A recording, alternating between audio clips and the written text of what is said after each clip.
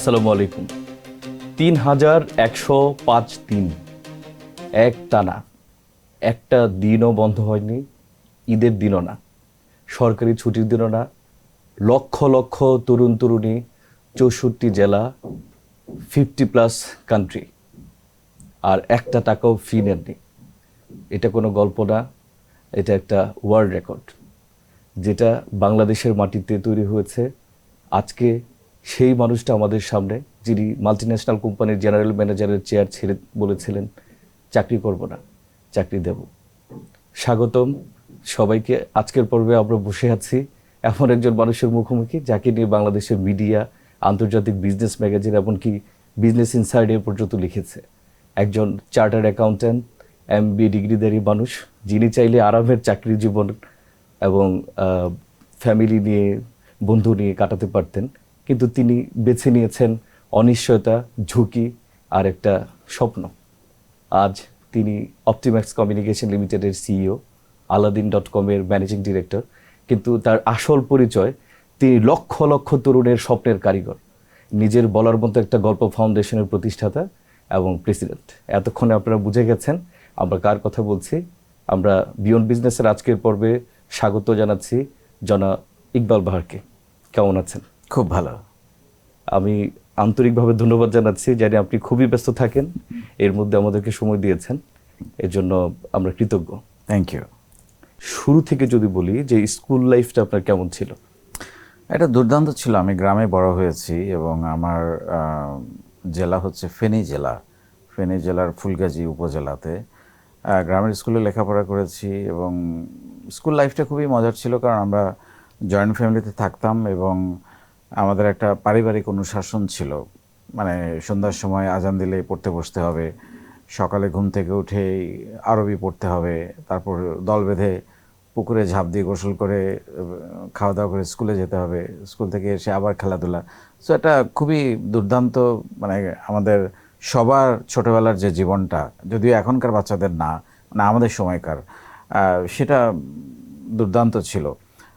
তো বেসিক্যালি যেটা সে হয়, সময় কি আপনার মাথায় এসেছিল যে আপনি কোন একটা সময় গিয়ে বিজনেস করবেন? না না না না না, তখন তো আসলে আমরা স্বপ্ন দেখতাম না, স্বপ্ন দেখতো আমাদের বাবা মা।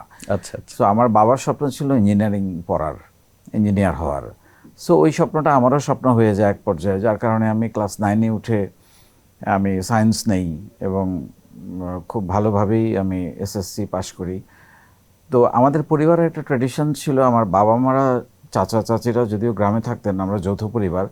ঢাকায় আমাদের একটা বাসা ছিল, যেখানে আমাদের ভাইরা, কাজিনরা SSCর পরে সবাই ঢাকায় চলে আসবে, ছেলে মেয়ে নির্বিশেষে সবাই এসে ইন্টারমিডিয়েট থেকে ঢাকায় লেখাপড়া করবে। এটা আমাদের ফ্যামিলি ট্র্যাডিশন ছিল। তা আমরা সবাই, চাচাতো বোন হোক, চাচাতো ভাই হোক, মানে আমরা একসাথেই থাকতাম, ঢাকায়ও একসাথে ছিলাম। তো ঢাকায় এসে আমি তিতুমির কলেজে ভর্তি হই এবং যেটা হয়, একটা অদ্ভুত পারিবারিক অনুশাসন থেকে হঠাৎ করে আমার একটা স্বাধীন জীবন। এখানে মাথার উপরে কেউ নাই, ভাই বোনরা একসাথে থাকি বন্ধুর মতো। সো লেখাপড়ায় অতটা মনোযোগী ছিলাম না। আমি কালচারাল বিভিন্ন অ্যাক্টিভিটিসে যুক্ত হয়ে যাই। ঢাকায় আসেন বেসিক্যালি কত সালে এটা? 85-তেই। আচ্ছা। তো যুক্ত হয়ে যায় এবং তারপরে যেটা হয় সেটা হচ্ছে যে আমার ইন্টারমিডিয়েট রেজাল্টটা খারাপ হয়ে যায়, আমি ফেল করি ইন্টারমিডিয়েটে। তো ইন্টারমিডিয়েট ফেল করার পরে আমার উপর দিয়ে মনে হয় একটা বড় ধরনের বিপর্যয় নেমে আসে এবং আমি এক পর্যায়ে বাসা থেকে পালিয়ে যাওয়ার সিদ্ধান্ত নিয়েছিলাম। তো ইন দি মিনটাইম আমার বাবা গ্রাম থেকে আসে, এসে আমি পড়ার টেবিলে বসে বসে কাঁদছি। আমার বাবা আমার মাথায় হাত দিয়ে বলে যে, বাবা তুমি ফেল করার মতো ছাত্র না, তুমি আবার শুরু করো। তা আমার মনে হলো যে আমি সবার এত বাজে বাজে কথার মধ্যেই একটা অনুপ্রেরণা পেলাম এবং আমি আবার শুরু করলাম। তারপর ইন্টারমিডিয়েট পাশ করলাম। পাশ করার পরে যেটা হলো, আমি আসলে ইঞ্জিনিয়ারিং পরীক্ষা দেওয়ার নাম্বারই পাই নাই, মানে ম্যাট্রিক ইন্টারমিডিয়েটের নাম্বার মিলিয়ে। তো যার কারণে ওই স্বপ্নটা ওইখানেই শেষ। তারপরে যেটা হলো, আমি বাংলাদেশের কোনো ইউনিভার্সিটিতেও চান্স পাইনি। Dhaka university, Chittagong university, Jahangirnagar university, সব জায়গায় আমি পরীক্ষা দিয়েছি, চান্স পাইনি। তো তখন আমাকে নিয়ে আসলে আমার বন্ধুবান্ধবরা আমাকে ত্যাগ করলো, আমার আত্মীয় স্বজন, আমার কাজিনরা, আমার যত আত্মীয় পরিজন আছে সবাই আমাকে বললো যে তোমাকে দিয়ে তো আর কিছু হবে না, বড় জোর জীবনে মাস্টারি করতে পারবা, মানে তুমি শেষ, ভালো কিছু হবে না। হ্যাঁ ভালো কিছু আর হবে না। তো তখন আমি বলো মনে হয় আমি হঠাৎ করে বড় হয়ে গেছি এই কথাগুলোর কারণে বা সব কিছু মিলে। তখন আমি পুরা ইউটার্ন করে গিয়ে আমি তিতুমির কলেজে বিকম ভর্তি হই। পাস কোর্স, মানে অনার্সও না, আমি হয়তো অনার্স পড়তে পারতাম, কিন্তু আমি ইচ্ছে করে পাস কোর্সে পড়েছি কারণ আমার মাথার মধ্যে তখন কাজ করেছে যে আমি দ্রুত লেখাপড়া শেষ করে আমি কর্মজীবনে ঢুকতে চাই, এটা আমার মাথার মধ্যে তখন কাজ করেছে। তো আমি খুব ভালোভাবে বিকম পাশ করি এবং বিকম পাশ করার পরীক্ষা দেওয়ার পরে আমি একটা প্রতিষ্ঠানে কাজ করি, মানে আমি বেশ কয়েকটা প্রতিষ্ঠানে গিয়েছিলাম, তখন আমাকে কেউ চাকরি দিতে রাজি হয় নাই। ওরা বললো তুমি তো ইন্টারমিডিয়েট পাস, তোমাকে কি চাকরি দিব? তো আমি একটা প্রতিষ্ঠানে গিয়ে বললাম যে ভাই আমার টাকা পয়সা লাগবে না, আমি কাজ শিখতে চাই। তো উনি আমাদেরকে হা করে তাকিয়ে রাখলো যে এরকম একটা বাচ্চা ছেলে, তখন কত আমার 19 বছর বয়স, মানে কি কাজ শেখার ইচ্ছে ছিল? যে কোনো যে একটা কোনো কাজ? কাজ, মানে অফিসিয়াল কাজ আর কি, অফিসের একটা জব। তো উনি আমার দিকে একদম অবাক হয়ে তাকালে, এত সিরিয়াস একটা ছেলে এই বয়সে। তো উনি আমাকে কাজ দিলেন এবং আমি 6 মাস এখানে কাজ করেছি এবং বিনা বেতনেই।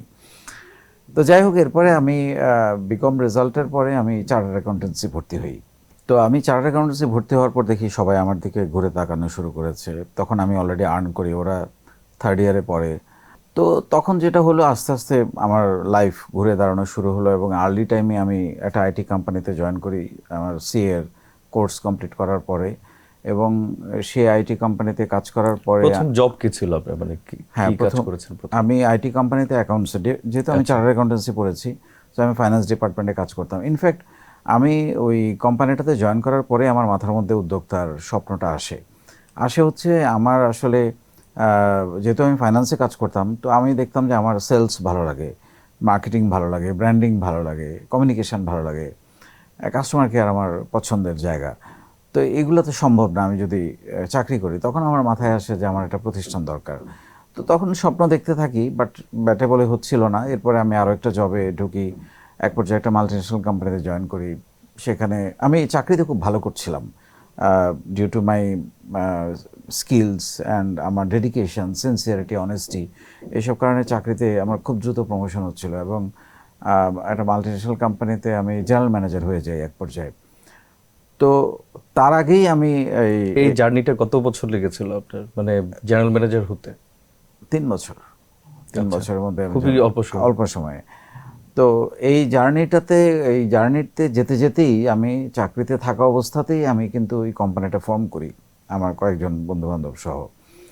এবং একটা কোম্পানি বলতে আপনি কোনটা মিন করছেন? আমি যেটা অপটিম্যাক্স, Optimax, যেটার বয়স আজকে 24 বছর, মানে কত সালে শুরু করে? 2003-এ। তিনে। 2003-এ। তো এই কোম্পানিটা ফর্ম করার পরে যেটা হতো, আমি জবও করতাম, অ্যাট দ্য সেম টাইম বিজনেসও করতাম। মানে 9টা, 8:30 9টা অফিস ছিল, 8:30 থেকে 5টা অফিস ছিল। তারপরে আমি 5টা থেকে রাত 10টা পর্যন্ত এখানে কাজ করতাম। শুক্র শনিবার ছুটি ছিল, তখন আমি প্রায় 12-14 ঘন্টা করে কাজ করতাম এখানে। কিন্তু হচ্ছিল না, মানে জিনিসটা আগাচ্ছিল না, এভাবে 2 জায়গা তো হয় না। তো এক পর্যায়ে আমি আসলে ওয়ান ফাইন মর্নিং আমি চাকরি ছাড়ার সিদ্ধান্ত নিই। এবং আমি যখন চাকরি ছাড়ার সিদ্ধান্ত নিই, আমার কোম্পানি তখন খুবই স্ট্রাগল করছিল। আমরা অফিস ভাড়া দিতে পারছিলাম না, এমপ্লয়ীদের বেতন দিতে পারছিলাম না, এবং এইটা টিকবে কি না আমরা জানি না। এরকম একটা পরিস্থিতিতে আমি হঠাৎ করে চাকরি ছাড়ার সিদ্ধান্ত নিই। এবং অপটিম্যাক্সের শুরুর দিকে আপনারা আসলে কি নিয়ে কাজ করতেন? আমরা ইন্টারনেট কোম্পানি, তখন আমরা আসলে সেকেন্ড জেনারেশন ব্রডব্যান্ড ইন্টারনেট আমরা শুরু করি। এবং আমাদের কোনো ব্র্যান্ড ছিল না, কোনো লোগো ছিল না, পিছনে বড় কোনো ব্যানার ছিল না, একেবারে মানে স্ক্র্যাচ লেভেল থেকে আমরা শুরু করি। আলহামদুলিল্লাহ যেটা হয়েছে যে প্রথম 2 বছর আমরা ভয়ানক স্ট্রাগল করি, যেটা বলছিলাম যে আমি চাকরিও করতাম, ব্যবসাও করতাম। তো পরে আমি চাকরি ছেড়ে এসে যখন ফুল টাইম এটাতে সময় দেই, এবং আলহামদুলিল্লাহ পরে 1 বছরের মাথায় এটা ঘুরে দাঁড়ায়। তো এখনও সেটা আছে, আজকে ওইটার বয়স 24 বছর।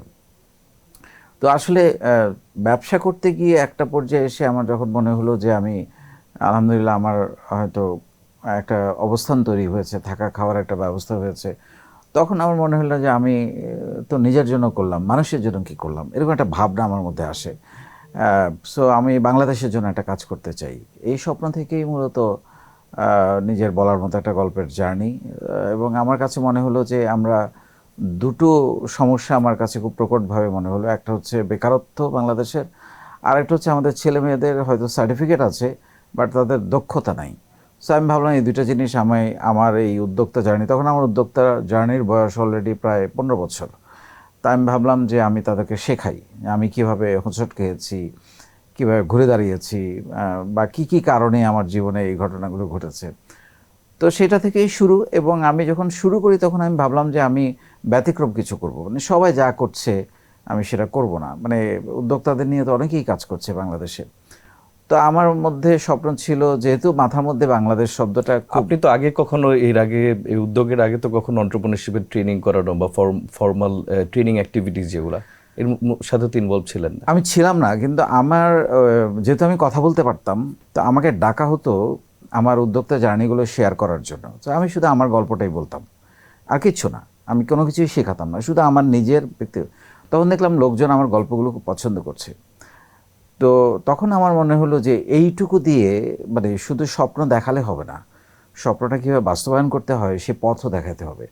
যার কারণে আমি এই জার্নিটা শুরু করি। এবং এই জার্নিটা শুরু করতে গিয়ে, ব্যতিক্রম করতে গিয়ে আমার কাছে মাথায় আসলো যে আমি প্রতিদিন শেখাবো। এবং যেহেতু মাথার মধ্যে বাংলাদেশ ছিল, সেই জন্য আমি চিন্তা করেছি আমি টাকা পয়সা নিব না, কারণ আমার তো রুটি রোজগারের একটা ব্যবস্থা আছে। সো আমি ফ্রিতে শেখাবো, এবং শুধু ঢাকা নয়, সারা বাংলাদেশকে আমি কভার করব।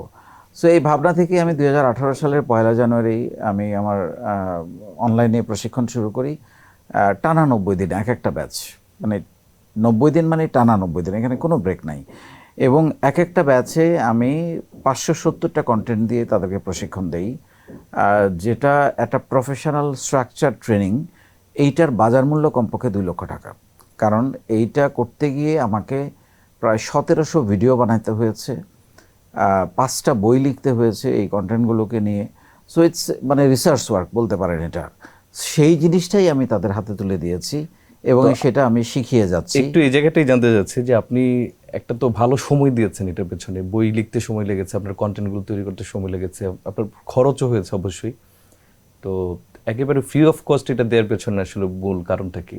ওই যে বললাম, আমার মাথার মধ্যে বাংলাদেশ ছিল, যে আমি দেশের জন্য একটা কাজ করতে চাই। কারণ সবাই তো ধরেন বাংলাদেশে কোনো একটা কাজ করতে গেলে সবাই চিন্তা করে আমার হয় রাজনীতি করতে হবে বা বিশাল বড় লোক হতে। আমি তো আর অত বড় লোক না। সো আমি চিন্তা করলাম যে আমি তো মাঝারি মানের একজন উদ্যোক্তা। সো আমি কি করতে পারি? জ্ঞান বিতরণ করতে পারি, এর বাইরে তো আমি কিছু করতে পারি না। আর হ্যাঁ, কিছু টাকা পয়সা আমার খরচ হয়, সেটা হচ্ছে আমার টাইম ইজ এ মানি। আমি এখানে প্রতিদিন 4 থেকে 5 ঘন্টা সময় দেই, এটা একটা বড় আমার ইনভেস্টমেন্ট। আরেকটা হচ্ছে আমি 64 জেলা ঘুরে বেরিয়েছি এই পর্যন্ত, আমার নিজের খরচে আমি ঘুরে বেরিয়েছি, আমি বিদেশে গিয়েছি। এমনকি আমি এই যে রিসেন্টলি আমি কাতারও ভিজিট করে আসলাম, সেখানে একটা বিরাট প্রোগ্রাম হলো। আমার কাতার প্রবাসীরা আমার জন্য একটা প্রায় 200-250 মানুষ একত্র হয়ে একটা প্রোগ্রাম আয়োজন করেছে। সো এবং সেখানে আমি অনেক এখন এই যে আপনার দেশের ভেতরে বা দেশের বাইরে যারা কাজ করছে নিজের বলার মতো গল্প ফাউন্ডেশনের জন্য, ওনারা কি স্যালারি না ওনারা ভলান্টারিলি কাজ না, করছে? ওরা ভলান্টিয়ারিং করছে।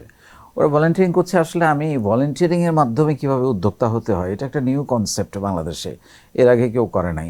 আমি তাদেরকে শিখিয়েছি যে তুমি ভলান্টিয়ারিংটা করো, তাতে তোমারই লাভ হবে। কি লাভ হবে? তুমি একটা বিশাল নেটওয়ার্ক পাবা, তুমি লিডারশিপ তৈরি হবে তোমার মধ্যে, কোয়ালিটি যেটা উদ্যোক্তা হতে লাগবে। তুমি কমিউনিকেশন, প্রেজেন্টেশন, কথা বলা, এগুলোতে পারদর্শী হবা, যেটা তোমার সেলসে কাজে লাগবে। তুমি একটা ইভেন্ট ম্যানেজমেন্ট শিখলে তুমি একটা ম্যানেজারাল ওয়ার্ক তোমার মধ্যে তৈরি হবে। তুমি টিমে কিভাবে কাজ করতে হয় সেটা শিখে যাবে। সো এরকম অনেকগুলো জিনিস। আর সবচেয়ে বড় কথা হচ্ছে নেটওয়ার্কিং। আমার এই ছেলে মেয়েদেরকে এখন লক্ষাধিক লোক চিনে। সো এইটা তো সে কোটি কোটি টাকা খরচ করে তৈরি করতে পারবে না। তো আলহামদুলিল্লাহ আমি প্রথম ব্যাচ, দ্বিতীয় ব্যাচ করে করে ধারাবাহিকভাবে কোনো গ্যাপ না দিয়ে আমার এখন 34 নম্বর ব্যাচ চলছে। আজকে বোধহয় 72তম সেশন 34তম ব্যাচের। আর মাত্র 18 দিন পরে আমার 34 নম্বর ব্যাচও শেষ হয়ে যাবে। সেই 164 জনকে নিয়ে শুরু করেছিলাম প্রথম ব্যাচ। এখন আমার শিক্ষার্থীর সংখ্যা 37 লাখ। 37 লাখ, আচ্ছা, হিউজ নাম্বার। এক একটা ব্যাচে কতজন করে থাকে স্টুডেন্ট? প্রথম ব্যাচে ছিল 164 জন, পরের ব্যাচে আমার এখনো মনে আছে 6000। বর্তমান যে ব্যাচটা এখন প্রত্যেক ব্যাচে 1 লাখের মতো যুক্ত হয়। 1 লাখ মানে মানুষ একসাথে আপনার কন্টেন্টটা দেখছে? বেশি মানুষ দেখে, বাট আমাদের যেটা হয়, আমার কন্টেন্ট আসলে প্রত্যেক মাসে 10 কোটিরও বেশি ভিউ হয়। আচ্ছা, তো দেখে আরো অনেক বেশি মানুষ, কিন্তু আমাদের সঙ্গে মানে এটা কি connected আপনি ওপেন সোর্সে দিয়ে দিচ্ছেন, মানে ইউটিউবে দিয়ে দিচ্ছেন? একদম ওপেন। আচ্ছা হ্যাঁ, কিন্তু আমার সঙ্গে যুক্ত আছে 37 লাখ এই মুহূর্তে। আচ্ছা আচ্ছা, চমৎকার ব্যাপার। অ্যান্ড আনডাউটেডলি এটা বাংলাদেশের সবচেয়ে বড় প্ল্যাটফর্ম। হ্যাঁ, এটা একটা ওয়ার্ল্ড রেকর্ড বলতে পারেন। কারণ হচ্ছে যে 3105 দিন আজকে ধারাবাহিকভাবে আমি অসুস্থ হয়েছি, বিদেশে গিয়েছি, নানান প্রোগ্রামে ছিলাম, বাট আমি এটা বন্ধ রাখি নাই কখনো। এবং এটা আমার সঙ্গে আমার একটা নিজের কমিটমেন্ট ছিল যে আমি ব্যতিক্রম কিছু করব, এবং এটা চাইলে যে পারা যায় সেটা আমি গত 8.5 বছরে প্রমাণ করেছি। আপনি তো এই সময়টা এখানে না দিয়ে আপনি নিজের বিজনেসের পেছনে দিলে হয়তো বিজনেস আরো গ্রো করতো আপনার। সো এই যে একটা ট্রেড অফ করলেন আপনি, ট্রেড অফ তো অবশ্যই আপনি বোঝেন। তো এই ট্রেড অফটা আপনার কি মনে হচ্ছে, এখন কি আপনার মনে হয় যে ট্রেড অফটা ঠিকঠাক আছে? না দেখেন, হয়তো আমি অনেক আরো টাকা কামাতে পারতাম, বাট আমি ধরেন একটা মানুষের বেঁচে থাকার জন্য বা স্বাচ্ছন্দ্যে থাকার জন্য কত টাকা লাগে এই জিনিসগুলো আমি নিজে নিজে অনেক অ্যানালাইসিস করেছি, যে এত টাকা দিয়ে হবেটা কি, আমি যেটা ভোগ করতে পারবো না সেই টাকা আমার ব্যাংকে থেকে লাভ কি। তো তার চেয়ে আমার পিসের জন্য, মেন্টাল পিসের জন্য আমি কিছু কাজ করি যেটা আমার ভালো লাগে। আমি যখন দেখি একটা ছেলে বা একটা মেয়ে একটা লাইফ চেঞ্জ হয়ে যাচ্ছে, বেকার ছিল, সে এখন মাসে 1 লাখ টাকা ইনকাম করছে, এটা তো আমাকে অনেক মুগ্ধ করে। এবং আমি এরকম হাজারো হাজারো গল্প, আমার ইতিমধ্যে প্রায় 1.5 লক্ষ উদ্যোক্তা আমি তৈরি করেছি এই 37 লাখ থেকে, এবং তারা প্রায় 5 লক্ষ কর্মসংস্থান তৈরি করেছে। তাহলে চিন্তা করেন, আমি গত 24 বছর ধরে ব্যবসা করে হয়তো 400 লোকের কর্মসংস্থান আমি করতে পেরেছি, কিন্তু আমি ট্রেনিং দিয়ে গত 8.5 বছরে প্রায় 5 লক্ষ লোকের কর্মসংস্থানের একটা সুযোগ তৈরি করে দিতে পেরেছি। তো আমার কাছে মনে হয় এটার আউটপুট অনেক বড়, মানুষের লাইফ চেঞ্জ হচ্ছে, মানবিক হচ্ছে, পজিটিভ হচ্ছে, তাদের মধ্যে ব্যাপক পরিবর্তন আসতেছে। যারা এখন অন্টারপ্রেনারশিপে আছে এরা আসলে মার্কেটে গিয়ে কেমন করছে, মার্কেটে গিয়ে কি ঠিকঠাক মতো পারফর্ম করতে পারছে, বা ডিউরিং বিজনেসে তো কিছু স্ট্রাগল তারা ফেস করে, নতুন নতুন প্রবলেম হয়। সো ওই সময়টাকে আবার আপনার কাছ থেকে সাপোর্টটা পায় কিনা, বা জি, ওই জি। সাপোর্টটা তারা কিভাবে নেয়? জি, জি, ওই সাপোর্টটা পায়। আমি ধরেন আমার একার পক্ষে তো সম্ভব না, আমি পার্সোনালি 1-to-1 কিছু মেন্টরিং করি, বা একসঙ্গে 10-12 জন অনেক সময় আসে, বা আমি ওদেরকে নিয়ে যখন শো করি, গল্প করি এরকম করে, তখন ওরাও অনেকে আসে তাদের প্রবলেম নিয়ে আলাপ করতে, সেগুলো আমি করি। আর এটা প্রয়োজনের তুলনায় খুবই কম। তো সেই জন্য আমি যেটা করেছি, আমার 64 জেলায় আমার টিম আছে।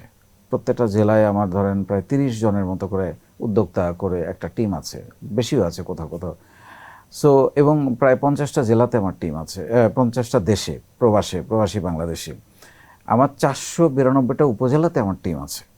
সো আমরা যেটা করেছি সেটা হচ্ছে যে এই টিমগুলো যারা অলরেডি উদ্যোক্তা হয়ে গেছে, ভালো করছে, একটা অভিজ্ঞতা তৈরি হয়েছে, আমরা তাদেরকে বাংলাদেশে, এটাও একটা প্রথম, আমরা একটা প্যারালাল শিক্ষা ব্যবস্থা সান্ধ্যকালীন চালু করেছি।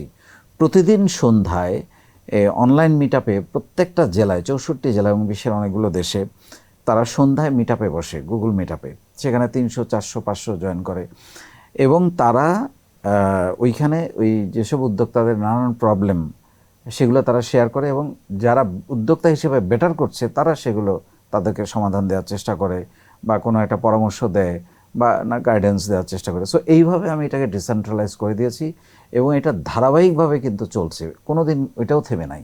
আমরা তো বাংলাদেশে এই মুহূর্তে যেটা দেখতে পাচ্ছি, অনলাইনে অনেকে মেন্টরশিপ করেন, আপনি হয়তো যেতে থাকবেন। দেখা যায় শুরু হয় কোর্সটা খুবই অল্প টাকা দিয়ে, দেন আস্তে আস্তে এটা লক্ষ টাকায় গিয়ে পৌঁছায়। ইভেন অনেকে 1 দিন 2 দিনের ইভেন্ট করছেন 3 লক্ষ 4 লক্ষ টাকা নিয়ে, অ্যান্ড ফেসবুকে সারা বছর ধরে তাদের বিজ্ঞাপন চলতে থাকে। সো ওনাদের ফিলোসফিক্যাল গ্রাউন্ড এন্ড আপনার ফিলোসফিক্যাল গ্রাউন্ডের তফাৎটা কোথায়, বা আসলে অ্যাকচুয়ালি ওই ধরনের যে ট্রেনিংগুলো নিচ্ছে এটা কি আসলে ইম্প্যাক্ট ক্রিয়েট করছে কিনা, আপনার কি মনে হয়? না, এখন কেউ যদি টাকা দিয়ে করে সেটা তার ব্যক্তিগত উইশ, মেবি এটাই তার একমাত্র ইনকাম। সো আমি সেটা নিয়ে কোনো কথা বলতে চাই না। আমি আসলে দেশের জন্য কাজ করছি, এটা আমি আমি এটাকে কখনোই বিজনেস বা এখান থেকে আমি কোনো কিছু পাবো বা আমার কোনো রিটার্ন প্রয়োজন, এটা আমি কখনো ভাবি নাই। সো আমি বোধহয় একমাত্র বাংলাদেশে এই কাজটা এভাবে করছি, আর কেউ করছে না। তারা যেটা করছে আমি তাদেরকে ভালো খারাপ আমি কোনো কিছুই বলতে চাই না, সেটা তাদের ব্যক্তিগত বিষয়, তারা ইম্প্যাক্ট কতটা তৈরি করতেছে। বাট আমার কাজের ইম্প্যাক্ট হচ্ছে, এই জন্য আমি খুশি, কারণ আমার কাজের ইম্প্যাক্ট যদি না হতো আমি 8.5 বছর ধরে এটা ধরে রাখতে পারতাম না। কিন্তু একটা সার্টেন টাইম পর তো আপনার হয়তো মনে হবে যে না, এরা যেহেতু আর্ন করছে, আমিও তো চাইলে করতে পারতাম, এই চিন্তাটা কি কখনো এসেছে না আপনার মাথায়? না, আসে নাই। কারণ এরকম অফার আমার স্টুডেন্টরাই আমাকে বহুবার দিয়েছে যে স্যার আমরা 1 টাকা করে দেই, 37 লাখ টাকা প্রতি ব্যাচে, আচ্ছা। তাই না?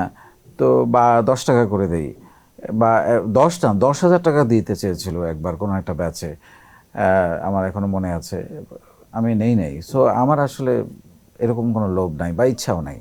আমি যেটা নিয়ত করেছি মানুষের জন্য কাজ করব, সেটাতেই থাকতে চাই। তো এটা একটু যদি খুলি বলেন যে যে 3 লাখ 4 লাখ টাকা দিয়ে যে ট্রেনিংটা হয় 2 দিন বা 3 দিনের, এটা কি আসলেই এত ভ্যালু? মানে 3 লাখ টাকা দিয়ে 3 দিনের একটা ট্রেনিং করা লাগবে, অ্যান্ড আসলেই কি 3 দিনে এত ভ্যালু প্রোভাইড করা পসিবল? এই ক্ষেত্রে আমি একটু সচেতনতামূলক কথা বলতে চাই। আমি যারা এই 3-4 লাখ টাকা দিয়ে ট্রেনিং করে তাদেরকে বলবো, যারা করান তাদেরকে বলবো না, তাদেরকে বলবো যারা ট্রেনিং করাচ্ছেন তাদের ব্যাকগ্রাউন্ডটা একটু চেক করেন। তারা বিজনেসে কতটা সফল ব্যক্তিগত Right. জীবনে, তারা আসলে কি ভ্যালু তৈরি করতে পেরেছে বিজনেসে, বা তাদের কি গল্প। আমি হয়তো কিছু বইয়ের জিনিস বা কিছু গল্প আমি সুন্দর করে বললাম, কিন্তু আমি ব্যক্তিগতভাবে কতটা সাকসেসফুল, আমি জীবনে কতটা ইম্প্যাক্ট তৈরি করতে পেরেছি, সেইটা খুব গুরুত্বপূর্ণ। This is number 1। নাম্বার 2 হচ্ছে যে ডেফিনেটলি আমি শেখাটাকে সবসময় গুরুত্ব দিই। আপনি অবশ্যই শিখবেন কোনো কাজ করার আগে, শিখে জেনে বুঝে তারপর নামবেন। কিন্তু সেটারও একটা ভ্যালুটা আপনাকে চিন্তা করা উচিত যে 3-4 লাখ টাকা যদি আমার থাকে, আমি ঠিক আছে 30,000 টাকা, 40,000 টাকা, 50,000 টাকা দিয়ে শিখি, বাকি টাকাটা দিয়ে আমি ব্যবসা করি। বরং এইটা আমার কাছে মনে হয় স্টার্টিংয়ে এত টাকা খরচ করে শেখাটা, যারা শিখছেন তাদের রিভিউ করা উচিত। এমন কাউকে কি পেয়েছেন আপনি যে এই ধরনের প্রতিষ্ঠানে কোর্স করেছেন, দেন আবার আপনার এখানে আপনার প্ল্যাটফর্মে এসে হ্যাঁ, এই ধরনের এক্সপিরিয়েন্স অনেক যদি একটু অনেক। শেয়ার করেন? না, এটা আমি কন্ট্রোভার্সি হয়ে যাবে, আমি কারোর সম্পর্কে নেগেটিভ কিছু বলতে না, চাই আমার না। মনে হয় সচেতনতার জন্য আমি আমাদের আলোচনাটা সচেতনতার করা কথাটাই দরকার, বললাম, রাইট? যে আমার কাছে মনে হয় যে আপনারা একটু তার প্রোফাইল পোর্টফোলিও চেক করেন যে তিনি বিজনেসে কতটা সফল, তার বিজনেস কত বছর ধরে টিকে আছে, এটা খুবই গুরুত্বপূর্ণ। আর শেখার জন্য আপনি টাকা ডেফিনেটলি খরচ করবেন, টাকা দিয়ে আপনি শিখবেন, ইনডেপথ প্রশিক্ষণ নেবেন। মোটিভেশনের জন্য টাকা দিয়েন না, মোটিভেশন বাজারে পাওয়া যায়, রাইট। ফ্রিতেই পাওয়া যায়। সো মোটিভেশন এন্ড হচ্ছে শেখা, এই দুইটার মধ্যে আসলে স্পেসিফিক তফাৎটা কোথায়? মোটিভেশন আপনাকে উজ্জীবিত করে, আর শেখাটা একটা শর্ট স্প্যান অফ টাইম। হ্যাঁ, ওটা একটা কিছু সময়ের জন্য। আর শেখাটা আপনার প্রিজার্ভ করে, এটা সারা জীবন থাকবে, আপনি শেখাটা কখনো ভুলে যাবেন না। কিন্তু শেখাটা আপনাকে অ্যাকশানে নামতে সাহায্য করে। মোটিভেশন, আপনি অনেক মোটিভেটেড হলেন কিন্তু আপনি অ্যাকশান নিলেন না, কাজ করলেন না, তাহলে তো ওই মোটিভেশন কোনো কাজে আসবে না। না, আপনার এখানে যারা বিজনেস শিখেছে নিজের বলার মতো গল্প ফাউন্ডেশনে, তাদের মধ্যে 1-2 জনের নাম কি বলবেন যারা এখন খুবই ভালো করছেন, যে পারফরমেন্স যাদের খুবই ভালো মার্কেটে? অনেক বলতে পারি, যেমন ধরেন আমার একটা ছেলে 8 বছর 9 বছর আগে একদম বেকার ছিল, গ্র্যাজুয়েশন পড়ছিল, সেই ছেলেটা আমার কাছে আসলো, আমার ফার্স্ট ব্যাচের স্টুডেন্ট, নাম রবিউল। সে বলল স্যার আমি ব্যবসা করতে চাই। আমি বললাম যে শুরু করো। বলে স্যার আমার কাছে তো টাকা নাই। তা আমি বললাম বাবা মাকে বলো কিছু টাকা দিতে। বাবা মা বিশ্বাস করে না যে আমি টাকা নষ্ট করে ফেলবো। তাই আমি বললাম যে 5-10 হাজার টাকা জোগাড় করো, এটা দিয়ে শুরু করো। বলছে 5-10 হাজার টাকা ব্যবসা করা যায়? হ্যাঁ যায়। তো মিরপুরে শাহালি মার্কেটের সামনে ফুটপাতে ডেনিম প্যান্ট দিয়ে শুরু করলো। তারপরে আস্তে আস্তে করে সে আগাচ্ছিল, প্রায় আমার কাছে আসতো। আমি তাকে একটা পরে সে একদিন এসে বললো স্যার আমি একটা শোরুম নিব ওইখানেই। তো আমি এটা কথা বলে দিলাম একটা ব্যাংকের সাথে, কিছু লোনেরও ব্যবস্থা করে দিলাম। তারপরে এক পর্যায়ে সে, আমি দেখলাম 4-5 বছরের মধ্যে সে একটা মিনি গার্মেন্টস দিয়ে ফেললো 3টা ফ্লোর নিয়ে। তারপরে একদিন রাত্রেবেলা হঠাৎ করে, এই 2 বছর আগে রাত্রেবেলা রোজার দিনে রাত 10টার সময় এসে আমাকে বললো যে স্যার আপনি একটু বাসার সামনে আসলো, স্যার একটু নামেন। তা আমি বললাম যে এত রাতে তুমি আমাকে না বলে আসলা, স্যার প্লিজ একটু নামেন। নেমে দেখি একটা বিরাট গাড়ি। স্যার শোরুম থেকে এনেছি, আপনি আগে উঠবেন, তারপর আমি আমার বাবা মাকে চড়াবো, কারণ এই গাড়ি কোনোদিনই হতো না যদি আপনি আমাকে পথ না দেখাতেন। বাহ। তো এরকম অনেক গল্প। সে এখন মাসে প্রায় 2-3 কোটি টাকা সেল করে। তো এরকম অনেক গল্প আছে, এটা অনেক বড় গল্প, বাট 1 লাখ 2 লাখ 5 লাখ 10 লাখ টাকা সেল করে, এরকম আমার ইউটিউবে গেলে আমার মনে হয় শত শত গল্প পাওয়া যাবে। আমি অনেক ফিমেল এন্টারপ্রেনারও দেখেছি আপনার এখানে। সো এটা তো একটা প্রতিবন্ধকতা আছে আমাদের দেশে, যে নারীদেরকে এভাবে হয়তো ফ্যামিলি থেকে ইনভলভ হতে দেয় না বিজনেসে। তো সেই জায়গাগুলো থেকে প্রতিবন্ধকতা পেরিয়ে তারপর আবার অনেকে লার্নিং গ্যাপ থাকে। আমি দেখেছি অনেকে অতটা পড়াশোনা করেনি, একাডেমিক পড়াশোনা যেটা, তারপরও আপনার প্ল্যাটফর্মে এসে তারা শিখে বিজনেস করছে, আমার যতটুকু অবজারভেশন। সো এই জায়গাটা আপনি যে লার্নিং গ্যাপটা, যেটা একাডেমিক লার্নিং গ্যাপটা, এটা মিট আপ করেন আসলে কিভাবে? এইটা হয়েছে কি দেখেন, একটা মানুষকে যদি কোনো কিছু শিখতে হয় তাকে জেলা সদরে বা বিভাগীয় শহরে আসতে হয়, একটা ইনস্টিটিউটে ভর্তি হতে হয়, বা যুব উন্নয়ন বা কত কিছু আছে আমাদের দেশে। কিন্তু আমি ভাবলাম যে আমি এমন একটা জিনিস মানুষকে শেখাবো যে আমি তার ঘরে চলে যাব, একেবারে প্রত্যন্ত পঞ্চগড়, ঠাকুরগাঁও, নীলফামারী, খাগড়াছড়ি, একেবারে তার গ্রামে, ইভেন বিদেশে কাতার, সৌদি আরব, দুবাই, বাহরাইন, ইটালি, মালয়েশিয়া, মানে একদম তার কাছে আমি নিয়ে যাব। তাকে এটা শেখার জন্য কোথাও যেতে হবে না। সো তার যদি এরকম একটা মোবাইল ফোন থাকে বা ল্যাপটপ থাকে, ইন্টারনেট কানেকশন থাকে, সে ঘরে বসে আমার প্রশিক্ষণটা কিন্তু নিতে পারছে। আর আমি প্রশিক্ষণটা এমনভাবে দেই, আমার অনেক পিএইচডি করা ছাত্রী আমার আছে, আবার একেবারে স্বশিক্ষিত যারা হয়তো লিখতে পড়তে পারে শুধু, মানে হয়তো 8 পর্যন্ত পড়েছে বা 5 পর্যন্ত পড়েছে, এরকম শিক্ষার্থী আমার আছে। তাদের ফিডব্যাকটা হচ্ছে যে আমার কমিউনিকেশনটা এমনভাবে করা, মানে কন্টেন্টগুলো তাদের বুঝতে খুবই অসুবিধা হয়। এবং পিএইচডি করা অনেক ছেলে মেয়ের কাছ থেকে আমি ফিডব্যাক পেয়েছি যে আমরা তো ইউনিভার্সিটিতে এই লেখাপড়াটা পাই নাই, আপনি যেটা পড়ান। তো আসলে 270টা কন্টেন্ট তো, এবং এখানে আমি সব কিছু কভার করার চেষ্টা করেছি একজন উদ্যোক্তার জন্য যা কিছু দরকার, এবং কিছু স্কিলস, প্রায় 14-15টা স্কিলসও আছে এখানে। তো এই জন্য হয় কি, একেবারে গ্রামের মেয়েটা বা যে ঘরে বসে আছে তাকে আমি উদ্বুদ্ধ করেছি প্রথমেই যে তোমার পরিচয় কি, সেই সুযোগটা আমি তাদের তৈরি করেছি। কারণ অনলাইনে যেমন, আরেকটা জিনিস আপনাকে বলা হয়নি, আমরা একটা অনলাইন হাট করে দিয়েছি। যে আমি এটা জানতে চাচ্ছিলাম, যে মঙ্গলবার শুক্রবার একটা অনলাইন হাট, 12 ঘন্টা করে অনলাইন হাট বসে। এটা হচ্ছে ওই যে আপনি যেটা বললেন, উদ্যোক্তাদেরকে যাতে ঝরে না যায়, কারণ সেল একটা বড় সমস্যা, সে কোথায় সেল করবে। সেই জন্য আমি তাদেরকে উদ্বুদ্ধ করেছি যে আমরাই ক্রেতা, আমরাই বিক্রেতা। সো আমরা আমাদের ছেলেমেয়েদেরকে, যেহেতু লাখ লাখ ছেলেমেয়ে এখানে, তাদেরকে আমি বলেছি তোমরা আমাদের উদ্যোক্তাদেরকে থেকে তোমাদের ডে টু ডে যা দরকার, কেন তুমি কিনতে চাই পোস্ট দাও, দেখবা সেখানে 20 জন উদ্যোক্তা তোমাকে সেটার প্রাইস দিচ্ছে। তো তুমি কম দামেও জিনিসটা পাবা, ভালো যাচাই করতে পারবা। সো এইভাবে জিনিসটা মানে ফেসবুক গ্রুপে হচ্ছে, একদম গ্রুপেই করছি আমি এটারে। কারণ হচ্ছে যে এটারে যদি আমি ই কমার্স প্ল্যাটফর্ম করতে চাই, সেখানে আবার একটা খরচের ব্যাপার আসবে না, এখানে তো অনেক সময় ফ্রডুলেন্টের ব্যাপারও থাকতে পারে। সেক্ষেত্রে এটা আপনারা আসলে এনশিওর করেন কিভাবে যে এখানে কোনো ফ্রড হবে না, বা আসলে অথেন্টিক প্রোডাক্ট পাবে? বা অনেক সময় হয়তো বা অনেক সময় আমরা অনলাইনে যেটা দেখি যে শুরুতেই কিছু টাকা দিয়ে নেয় অ্যান্ড দেন হচ্ছে প্রোডাক্ট ডেলিভারি হয় না, নানা ধরনের সমস্যা থাকে। এই বিষয়টা আপনারা কিভাবে কভার আপ করেন? এইটার জন্য আমি আসলে, আপনি যদি আমার কন্টেন্টগুলো ফলো করেন, আমি আসলে সবার আগে তাদের মধ্যে কিছু ভ্যালু তৈরি করার চেষ্টা করেছি। যে তুমি আগে একজন ভালো মানুষ হও, পরে উদ্যোক্তা। মানে মোরালিটি জায়গাটাতে আমি খুব বুস্ট আপ করার চেষ্টা করেছি যে তুমি এগুলো করে হয়তো 2 দিন 7 দিন ব্যবসা করতে পারবে, কিন্তু আজীবন করতে পারবে না। তারপরে 2-একটা ঘটনা, যে ঘটনা তা না, তাতে সে তো সেল হারাবে ওখানে, আর কোনোদিন সেল করতে পারবে না। কারণ আমার 64 জেলার টিম আছে এগুলো মনিটর করার জন্য, প্রত্যেকটা জেলা থেকে, এবং তাকে ধরারও সুযোগ আছে, কারণ তার ডাটাবেজ আছে আমার কাছে। তো সেই জন্য আসলে বিষয়টা হলো যে ওই মোরালিটিটা বুস্ট করার কারণে তাদের মধ্যে এই বোধটা তৈরি হয়েছে যে এগুলো করে আসলে ভালো থাকা যাবে না। আমরা তো অনেক সময় দেখি যে ফেসবুক গ্রুপ, বেশ কয়েক বছর আগেও এটা হয়েছে যে অনেক বড় বড় গ্রুপ ফেসবুক থেকে অটোমেটিক্যালি ডিলিট হয়ে গেছে এন্ড এগুলো রিকভার করা যাচ্ছে না। এই ধরনের কোনো প্রবলেম আমারও হয়েছিল কিনা, বাট আমি আবার জিরো থেকে শুরু করেছি। আচ্ছা, তখন ওই মানুষগুলোকে আবার একত্রিত করা তো একটা বড় চ্যালেঞ্জ, বাট আমি করেছি আলহামদুলিল্লাহ। আমাকে যদি আরেকটু ক্লিয়ার করে বলেন যে যদি নতুন কেউ আপনার এখানে ইনভলভ হতে চায়, তার প্রসেসটা কি? ওই জেলার যে প্রতিনিধি আছে তাকে ধরে আসতে হবে? না না না, আমাদের সবগুলো প্রশিক্ষণ দেওয়া হয় ফেসবুক গ্রুপে, ফেসবুক পেজে, ইউটিউবে, এবং আমাদের ওয়েবসাইট আছে। সো যে কোনো একটাতে সে জয়েন করে ঢুকে সে কিন্তু তার প্রশিক্ষণটা নিতে পারে। জেলাতে যুক্ত হতে হবে এই কারণে, সে নেটওয়ার্কটাকে ইনভলভ হওয়ার জন্য। কারণ প্রথমে জেলা দিয়ে শুরু, আর প্রত্যেক জেলাতে যেহেতু প্রতিদিন অনলাইনে গুগল মিট আপ হচ্ছে, সো সেখানে সে তাকে নিজেকে আগে ব্র্যান্ডিং করতে পারবে, আগে জেলায় পরিচিত হতে পারবে, তারপর সারা দেশে এবং সারা পৃথিবীতে নিজেকে তুলে ধরতে পারবে।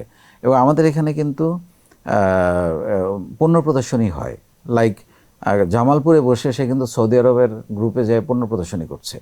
সো এই সুযোগগুলো আমরা করে দিয়েছি, মানে ক্রস যা কিছু করা যায় সব কিছু আমরা করে দিয়েছি, যার কারণে হয় কি মানে তার এখানে এমনও হয়েছে যে তার বাইরে সেল করা লাগে না, এইখানে 100% সেল হচ্ছে। শুধু প্ল্যাটফর্মের ভিতরে সেলটা হয়। সো যদি এমন হয় যে কেউ কেউ চায় যে আমি একটু লার্জ স্কেলে করতে চাই, লাইক প্রোডাকশনে যেতে চাই, সে যেমন একজনের গল্প আপনি বললেন, তো সেক্ষেত্রে আপনারা গাইডেন্সটা আসলে কিভাবে দেন? মানে ছোট থেকে শুরু করবে নাকি লার্জ স্কেলও শুরু করতে হবে? না, আমি সবসময় ছোট থেকে তৈরি করাটাকে প্রেফার করি, কারণ শুরুতেই বড় আপনার এটা তো কোনো গ্যারান্টি নেই আপনি যেটা করবেন এটাতে সফল হবেন। তার চেয়ে ছোটো থেকে করলে যদি ভুলও হয় আপনি পড়ে গেলে আবার উঠে দাঁড়াইতে পারবেন, লসটা কম হবে। সো আমি তাদেরকে ওইভাবেই এই জিনিসটা গাইড করার চেষ্টা করি। আমি নিজেও ব্যক্তিগতভাবে খুব ছোট থেকে শুরু করেছি। তো রাতারাতি বড় কিছু করা, রাতারাতি শর্টকাটে বড়লোক হওয়া, টাকা বানানো, এই মেথডে আমি বিশ্বাস করি না। আমরা তো বর্তমান প্রজন্মের ছেলেগুলোদের দেখি সারাক্ষণ হচ্ছে মোবাইল ফোন নিয়ে থাকে, বা অনেককে আমি দেখি যে তাদের লাইফে কোনো গোল নাই, সে আসলে কি করতে চায়, এইমলেস। তাদের জন্য আপনি কি বলবেন? এটা তাদের দোষ না, এটা আমাদের দোষ। আমরা তাদেরকে পথ দেখাতে পারি নাই। আমি এই গত 8.5 বছর ধরে ওদেরকে নিয়ে, বিশেষ করে গ্রামের ছেলেমেয়েদেরকে নিয়ে কাজ করতে গিয়ে, এবং শহরেরও সব ধরনের ছেলে মেয়ে আমার সাথে আছে, জেএনজি থেকে শুরু করে সবাই আছে। আমি তাদের মধ্যে যে প্রতিভা দেখেছি, যে সম্ভাবনা দেখেছি, আমাদের ব্যর্থতায় সেগুলো আমরা খুঁজতে পারি নাই বা সেগুলোর ব্যবহার করতে পারি না। আমরা সবসময় শুরুতেই তাকে বলেছি যে তোমাকে দিয়ে হবে না, কিন্তু ও যে চমক দেখাইতে পারে সেটা আমি নিজে তার প্রমাণ। এবং এই জন্য দরকার শুধুমাত্র তাকে একটু পথ দেখানো, তাকে একটু ট্রেনিং দেয়া, এবং সবচেয়ে ভালো হতো যদি তাকে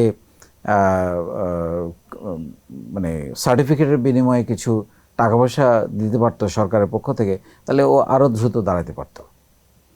রিসেন্টলি আমরা গভর্নমেন্টের কিছু উদ্যোগ দেখেছি, স্টার্ট আপের জন্য আলাদা করে একটা ফান্ডিং করছে কিছু ব্যাংককে একত্রিত করে, অ্যান্ড স্টার্ট আপ বাংলাদেশ আগে থেকেও কাজ করছে স্টার্ট আপ নিয়ে। আপনার মনে হয় কি স্টার্ট আপ বাংলাদেশকে আসলে কোনো ইম্প্যাক্ট ক্রিয়েট করতে পেরেছে এই জায়গাটায়? না, ডেফিনেটলি কিছু ইম্প্যাক্ট তো তৈরি হয়েছে, আবার অনেক ভুল ইনভেস্টমেন্টও হয়েছে, ডেফিনেটলি কোনো সন্দেহ নাই। কিছু অনেক সময় যেটা হয়, কিছু পলিটিক্যাল সুপারিশ থাকে, সেগুলো ভুল ইনভেস্টমেন্ট হয়ে যায়। তো আমার কাছে মনে হয় তারপরেও এই অনেক কাজের মধ্যে কিছু ভালো কাজ, এবং আপনারা যদি দেখেন বেশ বড় বড় কয়েকটা কোম্পানি কিন্তু দাঁড়িয়ে গেছে, আমি তাদের নাম বলতে চাই না। তো সেই জন্যে যে কোনো ইনিশিয়েটিভ আমি বলবো যে সেটা ভুল হলেও বড় বড় ব্যবসায়ীরা ব্যাংকে টাকা মেরে দিচ্ছে না, কিন্তু তাই বলে কি ব্যাংকগুলো বন্ধ করে দিচ্ছে? নিশ্চয়ই আরও অন্য যারা ভালো ব্যবসায়ী তাদের মধ্য দিয়ে তারা রিকভার করছে। সো খারাপ ভালো সমাজে থাকবে, ভালোটাকে উঁচু করে ধরতে হবে। সো যারা নতুন প্রজন্মের বিজনেস করতে চায়, এন্টারপ্রেনারশিপে আসতে চায়, তাদের জন্য আপনার পরামর্শ কি হবে? তাদের জন্য আমার যেটা পরামর্শ সেটা হচ্ছে 4টা পরামর্শ আমি দিতে চাই। আমার এটা একটা স্লোগান আছে, সেটা হচ্ছে প্রথমে স্বপ্ন দেখতে হবে, স্বপ্নটা লিখে ফেলতে হবে। শুধু স্বপ্নটা মাথায় রাখলে হবে না, এটাকে লিখে ফেলতে হবে, এবং ডান পাশে একটা টাইমলাইন দিয়ে দিতে হবে যে আমি এই স্বপ্নটা কবে বাস্তবায়ন করতে চাই, গোলে পরিণত করতে চাই, এবং সেইটা প্রিন্ট আউট করে চোখের সামনে টানায় রাখতে হবে, এবং প্রতিদিন ওইটাকে দেখতে হবে যাতে করে স্বপ্নটা আপনাকে আঘাত করে যে আমি কিন্তু এটা নিজে লিখেছি। ঠিক আছে, স্বপ্ন দেখতে হবে। তারপরে যেটা দরকার সেটা হচ্ছে সাহস করতে হবে। সাহস আসে কোথা থেকে? সাহস আসে লেখাপড়া থেকে, সাহস আসে প্রশিক্ষণ থেকে, সাহস আসে মেলামেশা থেকে। সার্কেল, আপনি কাদের সাথে উঠা বসা করেন। আপনি যদি উদ্যোক্তা হতে চান, আপনি 1 বছর 10 জন উদ্যোক্তার সাথে মেলামেশা করেন, 11 নম্বর উদ্যোক্তা আপনি হবেন। So circle is very important. আমাদের লাইফে যা কিছু অঘটন ঘটে সার্কেলের কারণে ঘটে, কারণ সার্কেল আমাদেরকে ওইদিকে নিয়ে যায়। সো আপনি ওইদিকে যেতে চান না এদিকে যেতে চান, সেটা নির্ভর করবে আপনি কাদের সাথে মেলামেশা করেন, 24 ঘন্টা কাদের সাথে কাটান। তো সার্কেল ইজ ইম্পর্ট্যান্ট। তারপরে সাহস আসে নেটওয়ার্ক থেকে, সাহস আসে অবজারভেশন থেকে। আপনি কত ভালো অবজার্ভ করতে পারেন। আপনি কোনো একটা জিনিস দেখলেন, তাকালেন, তাকানো আর দেখার মধ্যে পার্থক্য আছে। আমরা শুধু তাকাই এক ঝলক, কিন্তু আমরা দেখি না গভীরভাবে। সো দেখাটা খুব, দেখলে যেটা হয় প্রশ্ন তৈরি হয় মনের মধ্যে, আচ্ছা এটা কীভাবে হলো, কোথা থেকে আসলো, প্রসেসটা কী। সো অনেক প্রশ্ন দরকার মনের মধ্যে, হোয়াই দরকার। এই হোয়াইটা তৈরি করে হচ্ছে অবজারভেশন। সো এই জিনিসগুলো যদি আপনি তৈরি করতে পারেন তখন আপনার সাহস তৈরি হবে। তারপরে যে ঝামেলাটা সেটা হচ্ছে শুরু করা। আমরা অনেকেই নানান রকম চিন্তা ভাবনা করি, কিন্তু আমরা শুরু করতে পারি না। শুরু করতে পারি না আমাদের প্রধানত কারণ হচ্ছে ভয়। এই ভয়ের কারণ হচ্ছে আমরা এখানে আমাদের মগজের মধ্যে দুইটা মানুষ বাস করে। একটা হচ্ছে আমি, আর একটা হচ্ছে অন্য মানুষ, যারা আমি ভাবছি আমাকে কিছু বলবে, যে ও ব্যবসা করতে গেছে ফেল মারবে, আমি ভাবছি কেউ কিন্তু বলছে না। মানুষ আমাকে নিয়ে কি ভাবছে, মানুষ আমাকে নিয়ে কী ভাবছে। তো মানুষ আপনাকে নিয়ে কী ভাবছে আপনি এটা কেন গুরুত্ব দিচ্ছেন? আপনার বাসার ইলেকট্রিসিটি বিল মানুষ দেয় না বাড়ি ভাড়া আপনি দেয়? তো এখন মানুষের কথা পরিবর্তন করার অস্ত্র তো আপনার কাছে আছে। যেই মানুষ আজকে আপনাকে বলবে যে তোমাকে দিয়ে হবে না, তুমি কিছু পারবে না, বা ব্যবসা করতে গেছো ফেল মারবা, সেই মানুষই 5 বছর পরে আপনি যখন ঘুরে দাঁড়াবেন বলবে যে আমি জানতাম তুমি কিছু একটা করে দেখাবা।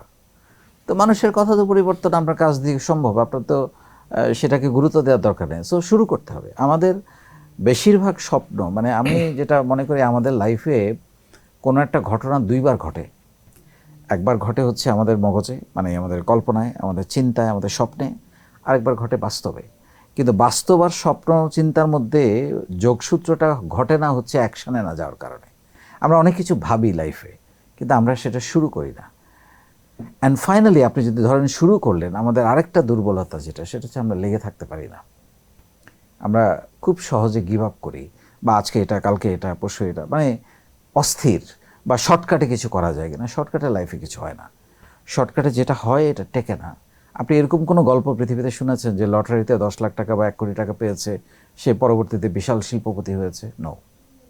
কারণ ওটা শর্টকাটে আসছে, ভাগ্যক্রমে আসছে। সো আপনাকে স্টেপ বাই স্টেপ সিঁড়ি ভেঙে ভেঙে 10 তলায় উঠতে হবে। আপনি যদি চিন্তা করেন আমি প্রথম দিনই লিফটে উঠব, তাহলে আপনি মজাটা পাবেন না, ঘামটা ঝরাইতে হবে। তো সেই জন্যে আমি মনে করি লেগে থাকা, এবং লেগে থাকার আমি আমার ছেলেদেরকে উদাহরণটা দেয়া আমার জন্য খুব সহজ হয়, যে আমি কীভাবে 3105 দিন লেগে আছি দেখো তোমাদের জন্য। সো এটাকে বলে লেগে থাকা। এবং ছোট একটা স্বপ্ন, ওই যে 164 জন থেকে আজকে 37 লাখ মানুষের ভাগ্য পরিবর্তন নিয়ে কাজ করার সুযোগ হয়েছে, এটার একমাত্র কারণ লেগে থাকা।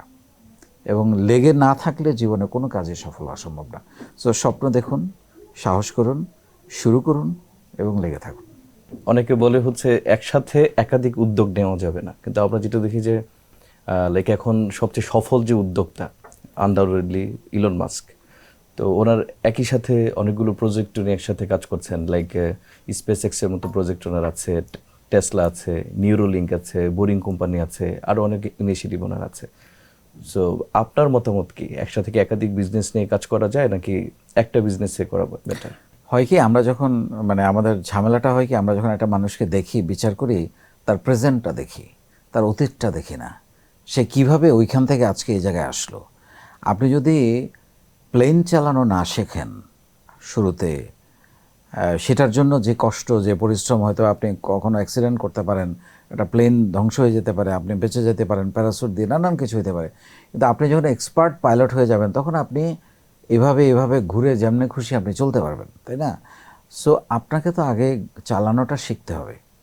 আপনি যখন মাস্টার হয়ে যাবেন, অভিজ্ঞতা হয়ে যাবেন, 20-25 বছর উদ্যোক্তা হিসেবে একটা জায়গায় চলে যাবেন, 10-15 বছর, তখন আপনি মাল্টি শুরু করেন, অনেকগুলো শুরু, একটা কেন একাধিক, 30টা 40টা করেন, কোনো সমস্যা নেই। বাংলাদেশে অনেক কোম্পানি আছে, 60টা 70টা কোম্পানি আছে, গ্রুপ অফ কোম্পানি, এত দূরে যাওয়ার দরকার নেই। কিন্তু তারা কি ডে ওয়ানে 60টা কোম্পানি দিয়ে শুরু করেছে? না, একটা কোম্পানি দিয়ে, একটা দিয়ে। সো আপনি মাল্টি প্লে করার জন্য, মাল্টি কোম্পানি করার জন্য আপনি তো আগে নিজের অবস্থানটা, আপনি রিস্ক নেবেন, ফাউন্ডেশনটা আগে নিতে হবে, আপনি খেলাটা শিখেন। কিন্তু তারপরেও আমরা দেখি যে আপনি বাংলাদেশে যেহেতু আসলেন, বাংলাদেশের বড় কয়েকটা শিল্প গ্রুপ এই মুহূর্তে খুবই স্ট্রাগল করছে তাদের লোন নিয়ে, বা তাদের কিছু ভেঞ্চার আছে এখন যেটা অপারেট করতে পারছে না, বন্ধ করার পথে। তো তারা আসলে পারছে না কেন? না, এইটার জন্য আপনি এককভাবে আসলে তাদেরকেও দোষ দেওয়া যাবে না। এখানে অনেকগুলো স্টেক জড়িত, দেশের পলিটিক্যাল সিচুয়েশন, ইনভেস্টমেন্ট। যেমন গত 2 বছর ধরে আপনার কিন্তু দেশে ইনভেস্টমেন্ট নিয়ে কিন্তু একটা মারাত্মক অসুবিধার মধ্যে আমরা সবাই আছি, তাই না? নতুন ইনভেস্টমেন্ট না আসলে কিন্তু গ্রোথ হয় না, তাই না? তারপরে এটা একটা ইস্যু, ব্যাংক শ্রিঙ্ক করেছে, এবং বলা হচ্ছে যে তাদেরকে ব্যাংক এটার জন্য দায়ী। আমি একটা রিপোর্ট পড়ছিলাম যে এটার জন্য দায়ী হচ্ছে ব্যাংক, কারণ ব্যাংক টাইমলি তাদেরকে ফাইন্যান্স করে নাই। তো আসলে এই যে ব্যাংকগুলো শ্রিঙ্ক হয়ে যাওয়া, হঠাৎ করে টাকা পয়সা ইস্যু হয়ে যাওয়া, নানান রকম কারণ কিন্তু ঘটে। আপনি অনেকগুলো জিনিস আছে যেগুলো যারা উদ্যোক্তা তাদের হাতে থাকে না। পলিসির অনেক ইস্যু থাকে, ভয়ের পরিবেশের অনেক ইস্যু থাকে, যে আমি নতুন বিনিয়োগে যাব কি না। যেমন গত 2 বছর ধরে আমি যাদের সাথে কথা বলেছি, আমার তো অনেকের সাথে কথা বলতে হয়, অনেকের গল্প আমাকে শেয়ার করতে হয়। একই কথা, যে আমরা অপেক্ষা করছি যে আমরা এখন ইনভেস্ট করব কিনা, বা নতুন প্রোডাকশনে যাব কিনা, নতুন লাইন আপ তৈরি করব কিনা। তারা অপেক্ষা করছে একটু সময়ের জন্য, স্টেবল। সবাই চায় স্টেবিলিটি। এবং বিদেশিরা কি চায়? বিদেশিরা চায় হচ্ছে স্টেবল গভর্নমেন্ট বিনিয়োগ করার জন্য, যে আমি যে ওখানে টাকাটা বিনিয়োগ করব এটা আমি রিটার্ন আসবে কিনা। কারণ কেউ তো এখানে চ্যারিটি করতে আসে নাই। রাইট। সো সেই জন্যে আসলে এটা আমি তাদেরকে দোষ দেব না। এটা পুরো পরিস্থিতির কারণে এরকম একটা ঘটনা ঘটে গেছে। আপনি তো হাজারো উদ্যোক্তার স্ট্রাগলের গল্প শোনেন, তো পলিসিগত কোন কোন জায়গাগুলো আপনার মনে পরিবর্তন আনা দরকার যে উদ্যোক্তাদের মানে স্ট্রাগলটা কমানোর জন্য? মানে আমরা আসলে অনেক বছর ধরে শুনেছি ওয়ান স্টপ সার্ভিস, কিন্তু এটা আমরা এখনো দেখি নাই চোখে। আর বলা হয় ব্যাঙ্কগুলো থেকে নারীদেরকে বা ছেলেদেরকে বিনা জামানতে লোন দেয়া হয়। এটা নিতে গেলে যে কত বড় এটা একটা মানে হেডেক বা কত বড় একটা প্রসেস, এটা যারা যায়, আমি অনেককে পাঠিয়েছি এবং তাদের গল্প শুনেছি, ভয়ানক আসলে। এটা বিনা জামানত বলা হয়, কিন্তু আসলে ব্যাংক ওরকম কতজনকে দিয়েছে সুপারিশ ছাড়া, এ ব্যাপারে আমার সন্দেহ আছে। সো আমার কাছে মনে হয় বিনিয়োগ বান্ধব বা ব্যবসা বান্ধব ওয়ান স্টপ সার্ভিসটা খুবই গুরুত্বপূর্ণ। আপনি একটা ট্রেড লাইসেন্স নেবেন, আপনি দেখবেন যে 1 মাস ধরে আপনাকে ঘুরতে হবে, মানে কেউ আপনাকে সাহায্য করবে না। তাই বলে আপনি থেমে থাকবেন? নো, আগাই যেতে হবে। কিন্তু আমি ব্যক্তিগতভাবে মনে করি যে বাংলাদেশের সবচেয়ে বড় প্রাণ হচ্ছে এসএমই। বড়দের আপনারা নার্সিং করেন, ইনসেন্টিভ দিচ্ছেন, ক্যাশ ইনসেন্টিভ দিচ্ছেন, লোন বড় বড় লোন দিচ্ছেন, আপনার দেন, সেটা ঠিক আছে। কিন্তু এসএমই হচ্ছে বাংলাদেশের প্রাণ। সো এসএমইকে বাঁচায় রাখতে হলে সরকারকে প্রোঅ্যাক্টিভ রোল পালন করতে হবে। সরকারকে যাই বলতে হবে তোমার কি লাগবে। সো এই জায়গাটা আমার কাছে খুব দরকার, যে কেউ যেন কোনো রকমের হয়রানির শিকার না হয় লিগালি কোনো একটা জিনিস পাবার জন্য। আর একটা ক্লিয়ার গ্যাপ আমি দেখি যে যখনই গভর্নমেন্ট কোনো পলিসি মেকিং এর ব্যাপারে স্টেক হোল্ডারদের সাথে বসে, বিশেষ করে বিজনেসম্যানদের সাথে, তখন এফবিসিসিআই বা ডিসিসিআই, এই বড় প্রতিষ্ঠানগুলো যারা দায়িত্বে আছে, বিশেষ করে তারা তো শিল্পপতি, বড় বিজনেস অপারেট করে, তাদের সাথে বসে। বাট এসএমই উদ্যোক্তাদের সাথে কিন্তু আমরা খুব একটা বসতে দেখি না, বা তাদের ওই ভয়েসটা সে পর্যন্ত পৌঁছায় না। তো এটা নিয়ে আপনি কি বলবেন আসলে? এটা উচিত কি না, করা এটা উচিত? উচিত না। এবং আমি মনে করি যে আমাদের যারা এসএমই আছে তাদের আরও অনেক বেশি স্ট্রং ভয়েস থাকা দরকার, সংগঠিত হওয়া দরকার। কারণ শুধু বড়দের নিয়ে কাজ করে আপনি একটা মাছের যদি শুধু পেটটা মোটা, লেজ আর মাথা চিকন হয়, এটা তো কোনো সুস্থ দেহ হইল না। সো আপনাকে তো এটা একটা ইকুইলিব্রিয়াম আনতে হবে, তাই না? এবং সেই ক্ষেত্রে আমি মনে করি যে তাদেরকে অনেক বেশি প্রায়োরিটি দেওয়া উচিত। আমরা কেন বলি, মানে বাংলাদেশে আমাদের মেয়েরা অনেক ভালো করছে, নারীরা, তারপরেও আমরা কেন সংসদে 50টা সংরক্ষিত আসন করেছি? কারণ আমাদের আসলে তাদেরকে এগিয়ে আনার জন্য সুযোগ তৈরি করে দিতে হবে। সো এসএমইকেও একইভাবে এগিয়ে আনার জন্য অতিরিক্ত সুযোগ সরকারের পক্ষ থেকে করে দিতে হবে। আপনি যদি বাংলাদেশের তরুণদের উদ্দেশ্যে কিছু বলতে চান? তরুণদের উদ্দেশ্যে আমি একটাই বলবো, সেটা হচ্ছে যে আপনারা এরকম একটা মাইন্ডসেট তৈরি করেন আপনার চেহারার মধ্যে, আপনার নিজের পরিচয়ের মধ্যে, নিজের ব্র্যান্ডিংয়ের মধ্যে। আমি কে? আমি কি একজন পরিশ্রমী মানুষ? আমি কি কথা দিয়ে কথা রাখা একজন মানুষ? আমাকে কি বিশ্বাস করা যায়? আমি কি একজন দক্ষ মানুষ? এই পরিচয়টা আপনি তৈরি করেন। এবং বাংলাদেশে দক্ষতা আছে কোনো একটা ছেলে বা মেয়ের, সে বেকার আছে আমার জানা নাই। সো আমরা যে এত বেকার সমস্যার কথা বলি, তার প্রধান কারণ হচ্ছে আমাদের সার্টিফিকেট আছে, দক্ষতা নাই। সো আপনি কোনো একটা 2টা 3টা স্কিলস শিখে নেন, আপনি বেকার থাকবেন না। আর শর্টকাটে কোনো কিছু করতে যায় না, আপনি সময় নেন, পরিশ্রম করেন, একটা একটা করে ঈদ গাঁথতেন, একদিন বড় হবেন। সত্যিকার অর্থে আমি আজকে শোটা করে আমি নিজেও অনেক কিছু জানলাম। And সবচেয়ে ভালো লেগেছে যেটা, আপনার যে মহানুভবতা অ্যান্ড আপনার যে থট প্রসেস। একটা আমি অনেক আগে পড়েছিলাম এটা, যে টিচার আসলে 2 ধরনের হয়, একটা হচ্ছে ফিলোসোফার, একটা সফিস্ট। সো সফিস্ট হচ্ছে those who are teaching to earn money. আর ফিলোসোফার যে, সে আসলে টাকার জন্য পড়াচ্ছে না, সে একটা পরিবর্তনের জন্য পড়াচ্ছে। সো আপনি যে উদ্যোগটা নিয়েছেন এবং যেভাবে জীবন পরিবর্তন করে যাচ্ছেন, বাংলাদেশের অর্থনীতিতে অবশ্যই একটা পজিটিভ ইম্প্যাক্ট আছে। আমি বাংলাদেশের সকল উদ্যোক্তাদের পক্ষ থেকে, আমি নিজেও যেহেতু একজন উদ্যোক্তা, সকল উদ্যোক্তাদের পক্ষ থেকে আপনার প্রতি কৃতজ্ঞতা জানাচ্ছি, আপনাকে সাধুবাদ জানাই এবং দোয়া করি আপনি সুস্থ থাকেন এবং এই কাজটাকে আরও এগিয়ে নিয়ে যান। আর আপনার এই মূল্যবান সময় আমাদেরকে দিয়েছেন, এর জন্য আমরা কৃতজ্ঞ। অনেক ধন্যবাদ। ভালো থাকবেন। Thank you. সো আজকের কথোপকথন আমাদের শিখিয়ে গেল সাফল্য মানে শুধু আসলে ব্যাংক ব্যালেন্স না। সাফল্য মানে কতজন মানুষের জীবনে আপনি ইম্প্যাক্ট ক্রিয়েট করতে পেরেছেন। ইকবাল বাহার শুধু একজন সফল ব্যবসায়ী নন, তিনি প্রমাণ করেছেন একজন মানুষ চাইলে একা হাতে একটা জাতির স্বপ্নকে বাস্তবে রূপ দিতে পারেন, বিনিময়ে কিছু না চেয়ে। চাকরি করব না, চাকরি দেব, এই লাইন যদি আজ আপনার মনে গেঁথে যায় তাহলে আমাদের আজকের এই আয়োজন সার্থক। ইকবাল বাহার জাহিদ, আপনাকে অসংখ্য ধন্যবাদ জানিয়ে আমাদের সময় দেওয়ার জন্য। আর আপনাদের সবাইকে ধন্যবাদ জানাই যারা আমাদের শোতে শেষ পর্যন্ত ছিলেন। পরবর্তী শোতে আপনি কাকে দেখতে চান সেটা কমেন্টে জানাবেন। আর আজকের শো থেকে যদি আপনি কিছু শিখে থাকেন সেটাও কমেন্টে জানাবেন। আর নতুন কোনো পর্বে নতুন কোনো অতিথিকে নিয়ে আবারও দেখা হবে। ভালো থাকবেন, স্বপ্ন দেখতে থাকুন, কাজ করে যান স্বপ্ন বাস্তবায়নের জন্য। আল্লাহ হাফিজ।